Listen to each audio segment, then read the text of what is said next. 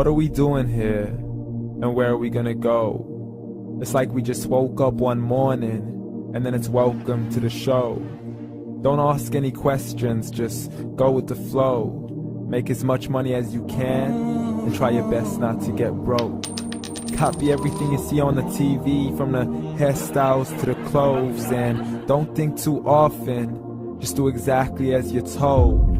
And if you ever get confused, then just turn towards the alcohol. You'll still hear your thoughts, then just turn up the radio as you learn to live a lifestyle of drugs, sex, and rock and roll. But in all honesty, I just need to know, is there more to the cycle than growing and getting old? Living and dying just to leave behind a happy home and a whole lot of property that somebody else is going to own. I just really need to know before the casket's closed, 'cause I'm not willing to gamble with my soul, nor am I ready to take any chances. These are just simple life questions, and I'm just searching for some answers. Like, what are we doing here? And what is our purpose? How did we get here, and who made us so perfect? And what happens once we go, or is this world all really worth it? Questions we don't answer because apparently we don't really have to. There's no purpose to this life and our existence is merely natural. Then in that case, please let me ask you, did you create yourself, or was it somebody else who had fashioned you? 'Cause you're a being that's impeccable, faultless and unparalleled. You're a product of supreme intelligence, and I'm merely being rational. For there isn't a camera on this earth that can come close to the human eye, nor a computer that can compete alongside the human mind. And if the whole world was to come together, we wouldn't be able to create a single fly. So many signs, yet we still deny. As science tries to justify that all this could come from none, when it's a simple sum. 0 plus 0 plus 0 cannot possibly ever give you 1. So from where did all this order come?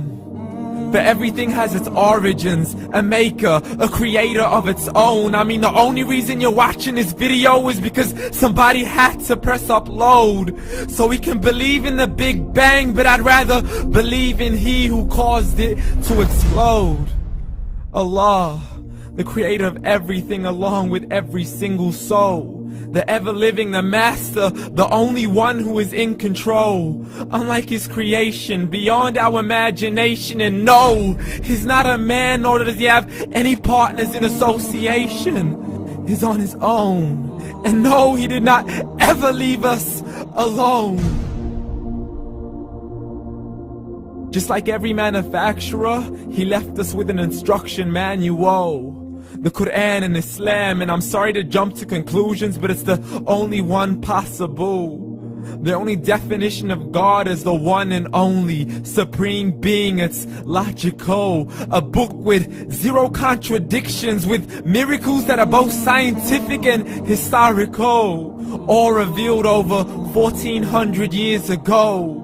Like the detailed description of the human embryo. The descriptions of the human embryo in the Quran cannot be based on scientific knowledge in the 7th century. To the mountains as pegs holding firm the earth below, and the 2 seas that don't mix in a complete separate flow. To the planets in orbit, alternating night and day as they stay in flow. The expansion of the universe and the creation of everything from H2O. To the stories of the past and the preservation of Pharaoh. To identifying the lowest point in the land where Persia defeated Rome. The gushing fluid that created man in the glands between the ribs and the backbone. And not a word has changed, it's still the same. So please explain how all this was known over 1400 years ago. To a man who couldn't read or write, as he would recite whatever the angels spoke. And if you still don't believe, please try to come up with something that's even close.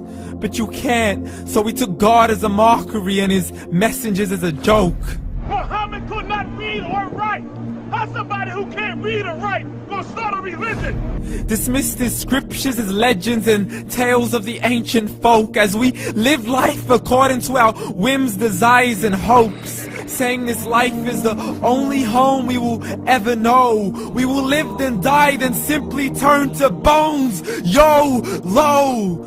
Correction, after the grass dies, the rain arrives and it regrows, and Allah promises to do the same thing to your very soul and bring you back from your very fingertips to your toes, as the all-seeing supreme being watches us so close, and we are surely being tested in our wealth, our health, and our self, and everything that we've been blessed with. So believe, for we will surely be resurrected and be brought back to our Lord and account for every single deed, as He hands us our books and orders us to read.